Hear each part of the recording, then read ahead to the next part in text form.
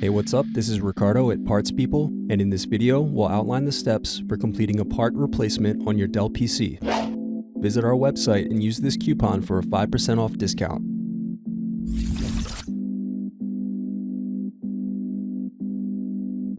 First, slide over tabs and remove battery. Then unscrew and remove access door.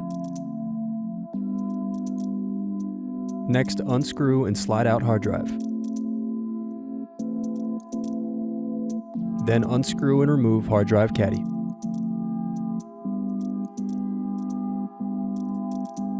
Thanks for watching. Don't forget to like and subscribe if you enjoyed this video.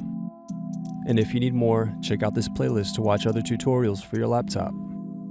You can also click here to find parts for your laptop at partspeople.com.